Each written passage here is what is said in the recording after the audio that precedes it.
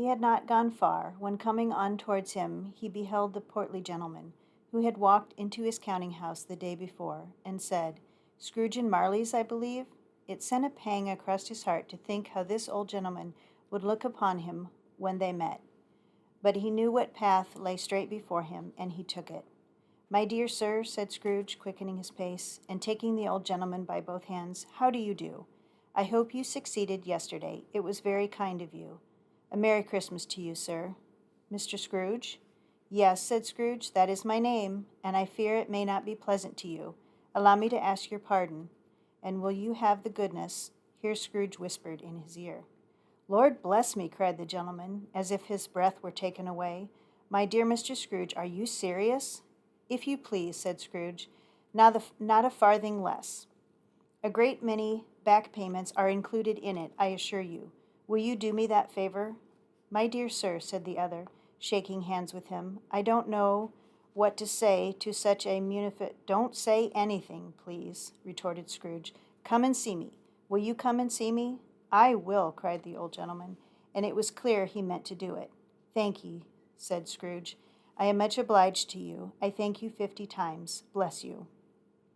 He went to church, and walked about the streets, and watched the people hurrying to and fro, and patted children on the head, and questioned beggars, and looked down into the kitchens of houses, and up to the windows, and found that everything could yield him pleasure. He had never dreamed that anything could give him so much happiness. In the afternoon he turned his step towards his nephew's house. He passed the door a dozen times before he had the courage to go up and knock. But he made a dash, and did it. "Is your master at home, my dear?" said Scrooge to the girl. "Nice girl, very." "Yes, sir." "Where is he, my love?" said Scrooge. "He's in the dining-room, sir, along with mistress. I'll show you upstairs, if you please." "Thank ye. He knows me," said Scrooge, with his hand already on the dining-room lock. "I'll go in here, my dear." He turned it gently, and sidled his face in round the door. They were looking at the table, which was spread out in great array, for these young housekeepers were always nervous on such points, and like to see that everything is right. "Fred!" said Scrooge. Dear heart alive, how his niece by marriage started! Scrooge had forgotten for the moment about her sitting in the corner with the footstool, or he wouldn't have done it on any account. "Why, bless my soul!" cried Fred. "Who's that?" "It's I, your Uncle Scrooge. I have come to dinner. Will you let me in, Fred?" "Let him in. It is a mercy he didn't take his arm off. He was at home in 5 minutes. Nothing could be heartier." His niece looked just the same. So did Topper when he came. So did the plump sister when she came. So did everyone when they came. Wonderful party, wonderful games, wonderful unanimity, wonderful happiness. But he was early at the office next morning. Oh, he was early there. If he could only be there first and catch Bob Cratchit coming in late. That was the thing he had set his heart upon. And he did it. Yes, he did. The clock struck 9, no Bob. 1/4 past, no Bob. He was full 18 minutes and a half behind his time. Scrooge sat with his door wide open that he might see him come into the tank. His hat was off before he opened the door, his comforter too. He was on his stool in a jiffy, driving away with his pen as if he were trying to overtake 9 o'clock. "Hello," growled Scrooge in his accustomed voice, as near as he could feign it. "What do you mean by coming here at this time of day?" "I'm very sorry, sir," said Bob. "I am behind my time." "You are?" repeated Scrooge. "Yes, I think you are. Step this way, sir, if you please." "It's only once a year, sir," pleaded Bob, appearing from the tank. "It shall not be repeated.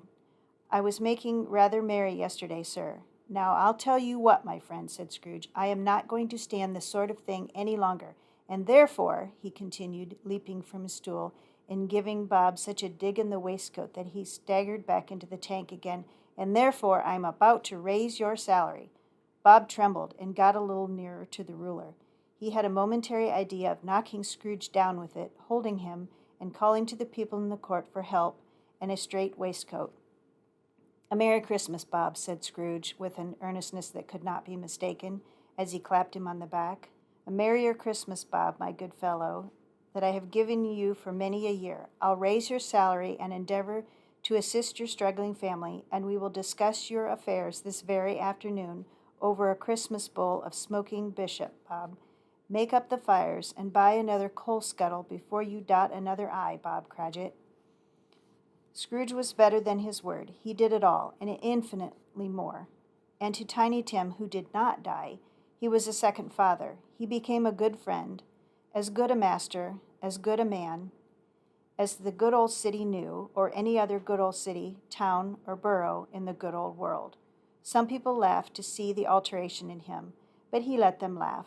A little heated them, for he was wise enough to know that nothing ever happened on this globe for good at which some people did not have their fill of laughter in the outset, and knowing that such as these would be blind anyway, he thought it quite as well that they would wrinkle up their eyes in grins, as have the malady and less attractive forms. His own heart laughed, and that was quite enough for him. He had no further intercourse with spirits, but lived upon the total abstinence principle ever afterwards. And it was always said of him that he knew how to keep Christmas well. If any man alive possessed the knowledge, may that be truly said of us and all of us. And so, as Tiny Tim observed, God bless us, everyone.